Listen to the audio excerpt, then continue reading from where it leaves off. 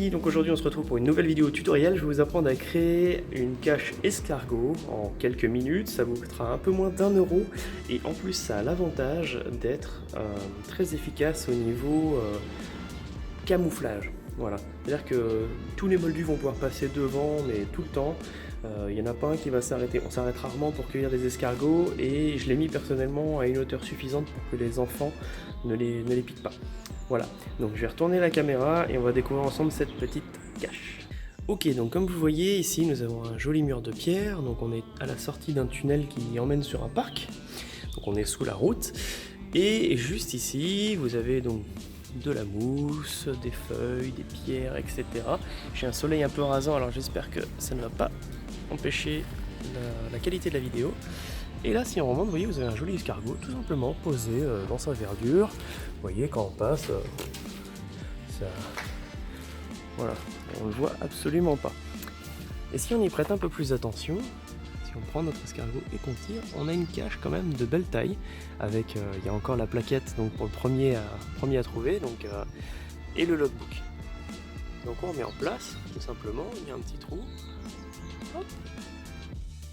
On met bien en place pour que ça tienne, que ce soit surtout joli. Voilà. Vous voyez? Tout simplement, et quand on s'éloigne, elle disparaît. Juste avant de vous emmener à l'atelier, je tenais à vous rappeler en fait qu'il est interdit de percer, clouer, visser, bref, tout ce qui peut avoir un impact dans les arbres. Faut savoir qu'avec un clou, on peut tuer un chêne. Voilà, tout simplement, parce que c'est ni plus ni moins qu'une plaie ouverte, donc dans laquelle peuvent venir des moisissures, des champignons, etc. et tuer l'arbre. Donc le but du géocaching est pas de flinguer la nature, au contraire, on est là un peu pour la préserver et s'amuser en cachant des objets à l'intérieur. Et entre nous, c'est sincèrement pas les trous qui manquent dans les arbres naturels, je parle, donc soit des trous de pivert, etc., des nids abandonnés, des craquelures, bref, c'est vraiment pas compliqué de trouver un emplacement pour ce genre de cache. Petite chose très cool, là où on se trouve, en fait, il y a des bûcherons, on va appeler ça des bûcherons, enfin des personnes qui entretiennent ce petit bois, et en fait, il y avait des vieux arbres totalement morts qu'ils ont abattus.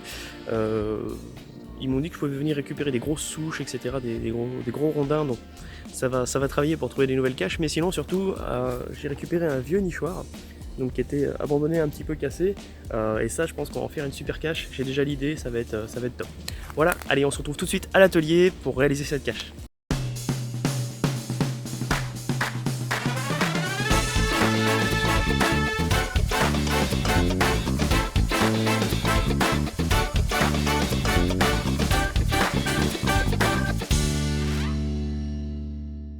Pour réaliser cette cache, vous avez besoin d'un pistolet à colle chaude, de quelques tubes de colle chaude, un contenant au choix, donc un petit ou un grand, et bien sûr un escargot. Si vous n'avez pas de tube de colle, de pistolet à colle chaud, vous pouvez utiliser de la colle Micro-Nivis, etc. de peu importe la marque, ça marche très bien. Qu'est-ce qui va faire que vous allez choisir un petit ou un grand contenant? En fait, comme vous avez vu, la cache va être comme ceci. Et comme on n'a pas le droit de percer dans un arbre ou dans du mobilier urbain, c'est la loi du geocaching, vous allez devoir trouver un trou naturel dans les arbres, dans des racines, entre deux cailloux, etc. Et ce trou, en fait, va déterminer la profondeur du contenant que vous allez pouvoir utiliser. Moi, par exemple, j'ai trouvé un trou assez grand, donc je vais pouvoir utiliser ce contenant. Mais si vous, dans votre cas, vous ne trouvez que des petits trous, etc., n'hésitez pas à prendre un contenant plus petit. Alors la réalisation, elle est assez simple, en fait. Il va falloir simplement faire chauffer votre pistolet à colle. Donc méfiez-vous, ça peut être assez chaud. Et on va en mettre un tout petit peu à l'intérieur. Donc j'en mets un petit peu dans le fond. Voilà, faut appuyer un petit peu quand même pour que ça sorte. Moi le mien n'était pas amorcé. Voilà. Alors n'en mettez pas trop au début. Juste un petit peu. Vous voyez, juste, je pense qu'on voit à l'intérieur, ça brille un petit peu. Et vous allez mettre votre tube de manière à ce qu'il soit vraiment perpendiculaire, voilà, avec l'escargot. Si vous le mettez de travers, le problème c'est quand vous allez le cacher, vous allez avoir beaucoup de mal à le mettre en bonne position. Donc méfiez-vous, l'escargot, ça prend bien la chaleur, donc là c'est très très chaud. C'est pour ça que je vous dis d'en mettre un tout petit peu d'une part, parce que ça va refroidir plus vite, pour après continuer à le fixer. Et d'une autre, si vous en mettez beaucoup, ça va vraiment pas être possible de le tenir. Donc voilà, on va le laisser refroidir un petit peu. Et on va finir de remplir le reste. Pour la prochaine étape, on va simplement venir remplir le petit trou qui nous reste à combler. Donc forcément, si vous avez utilisé le contenant un peu plus petit, vous auriez eu beaucoup plus de choses à remplir. Là, dans mon cas, j'ai pas grand chose, et surtout, ne vous inquiétez pas, s'il y a de la colle qui dépasse, etc., avec un cutter ou un scalpel, on peut facilement la couper après. Autre petite astuce, j'ai préparé un petit rond, donc c'est de la pâte à fixe. Vous pouvez utiliser pâte à croche, etc., pâte à modeler, tout ce qui commence par pâte. Vous faites un petit rond comme ça pour pouvoir le poser. Alors, soit vous pouvez le remplir comme ça, et puis remplir tout simplement, moi c'est ce que je vais faire, ou sinon vous pouvez tenir votre tube comme ceci, le remplir et le poser après, comme ça. Donc, on va venir envoyer, donc on amorce un petit peu, vous voyez ça sort facilement, et on va venir remplir notre escargot. Alors, faut pas hésiter, hein. Faut vraiment en mettre de manière à ce que ça le remplisse bien. N'oubliez pas, si ça déborde, pas d'inquiétude. Ce sera vite. Hop, voilà. Ce sera vite effacé. J'ai pas fini ma phrase. Voilà. Donc là, avec la tête, vous venez lisser un petit peu. Hop, et voilà. Vous pouvez débrancher votre pistolet.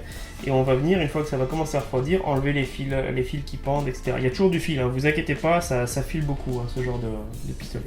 Donc la cache, elle a bien refroidi, on peut maintenant la tenir dans la main. Et vous voyez, il y a quelques petites, je sais pas si on peut faire le point, voilà, quelques petites bavures ici et là. Donc avec votre cutter, ou moi j'ai un petit scalpel, vous pouvez venir gratter votre colle. Voilà, la découper proprement.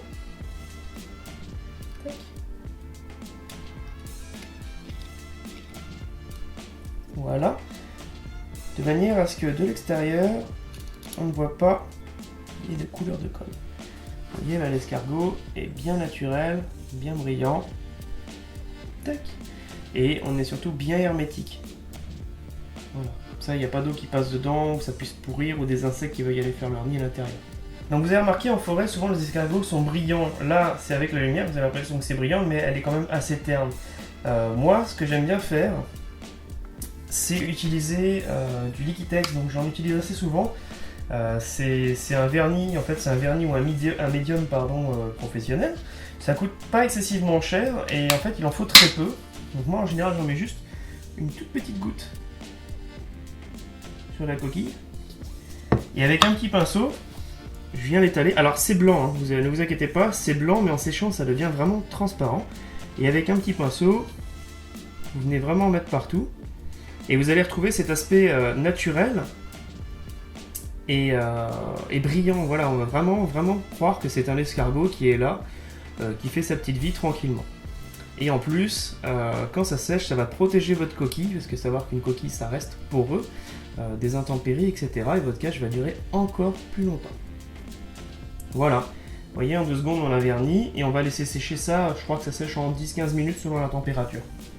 Et bien voilà, maintenant vous avez toutes les cartes en main pour réaliser votre première snake cache.